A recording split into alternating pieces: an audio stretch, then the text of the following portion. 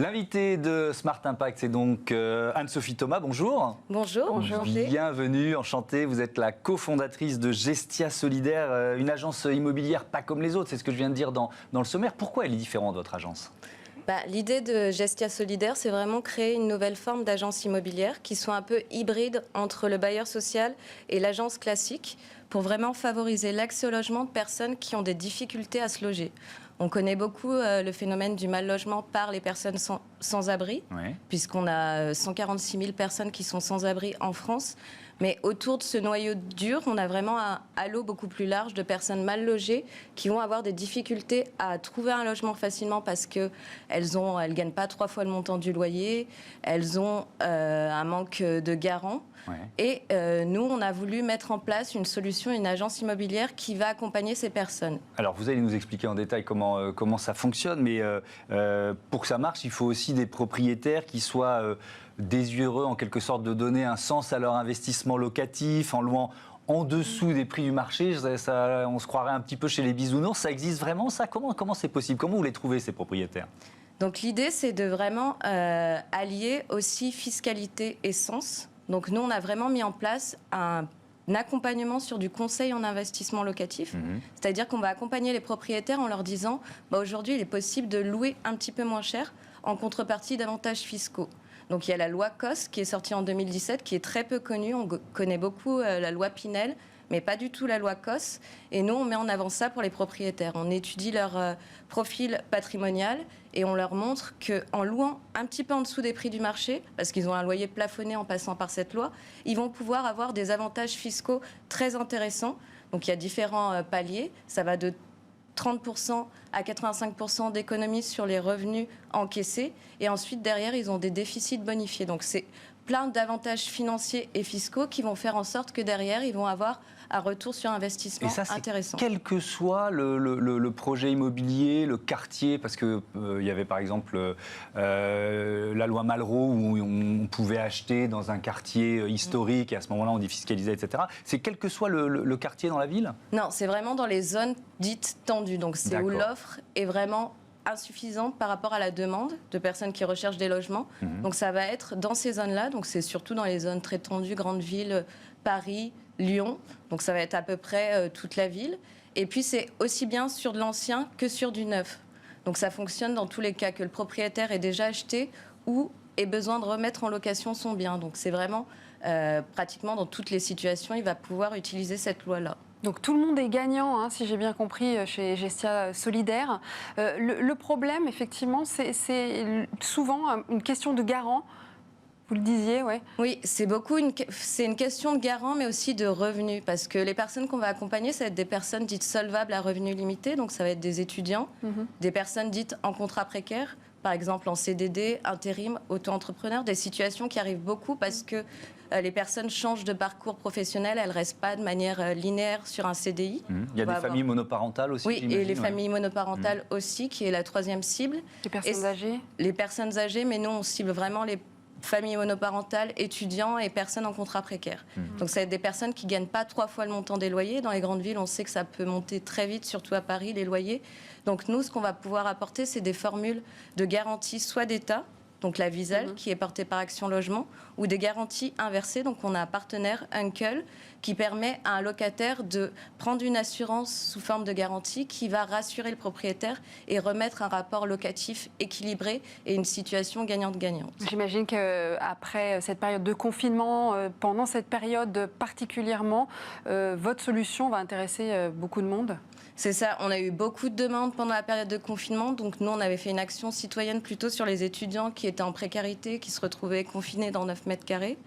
Donc on a essayé de trouver des solutions pour leur trouver des aides alimentaires, mais entre-temps on recevait beaucoup de demandes de personnes qui nous expliquaient leur situation. Elles sont souvent familles monoparentales qui sont obligées de vivre en colocation, laisser leurs enfants chez leurs grands-parents parce qu'elles n'arrivent pas à trouver des logements assez grand, avec 2 pièces, à peu près 60 mètres carrés à Lyon, qui leur permettrait d'accueillir aussi leurs enfants. Donc ça va être beaucoup des profils comme ça qu'on accompagne. Alors le mal logement, vous l'avez évoqué en donnant le nombre de SDF, mais en parlant de ce halo, et là on va parler de beaucoup plus de personnes concernées par le mal logement. Selon les chiffres de la Fondation Abbé Pierre, des chiffres qui étaient publiés en janvier dernier, on parle de 4 millions de mal logés en France, plus de 5 700 000 personnes qui consacrent plus de 35% de leurs revenus au logement, et plus d'1 200 000 locataires en situation d'impayé de loyer ou de charges. Et alors là, je me mets du côté des propriétaires, et vous l'avez un peu rapidement évoqué, mais je voudrais qu'on rentre dans le détail.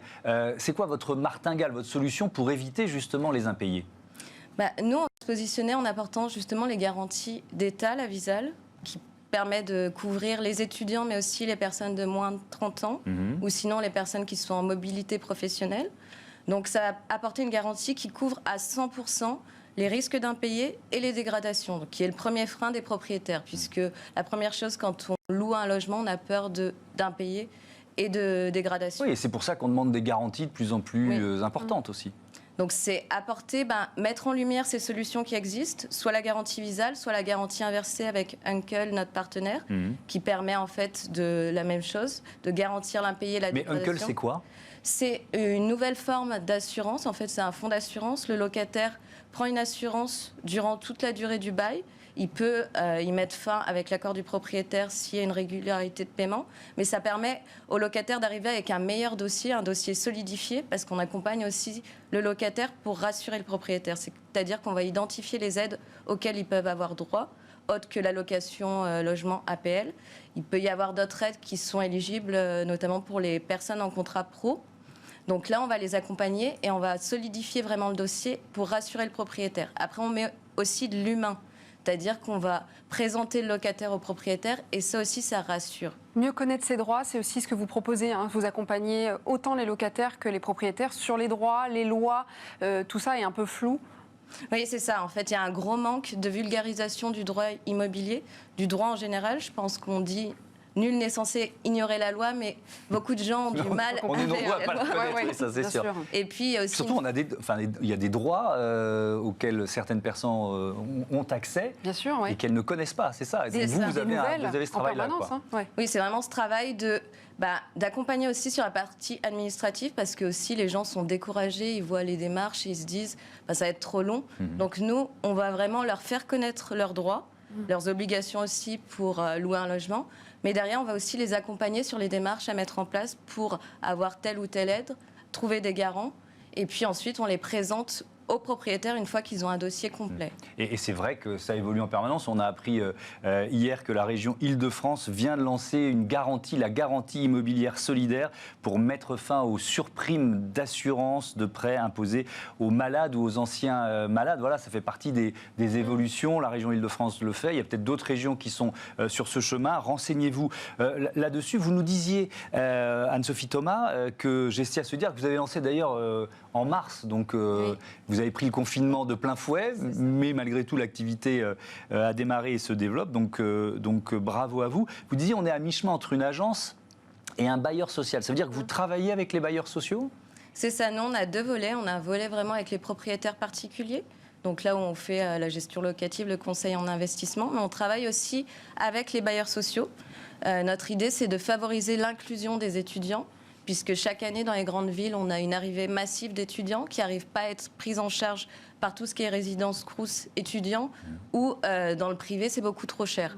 Donc on travaille avec eux ils ont un objectif quinquennal de doubler leur résidence pour les étudiants, qui vont avoir des loyers plus modérés. Donc nous, on fait tout ce qui est gestion locative déléguée. On va les aider à gérer les entrées-sorties, faire les états des lieux, et puis aussi gérer les sollicitations, parce qu'il y a beaucoup de mouvements, des choses qu'ils ne gèrent pas normalement, puisqu'ils sont plutôt sur des profils de familles qui restent longtemps dans les logements. C'est un statut un peu hybride. Comment vous est venue cette idée de double casquette, j'allais dire ? On a vraiment, moi j'ai fait une thèse sur l'impact des politiques publiques sur le prix des loyers en France.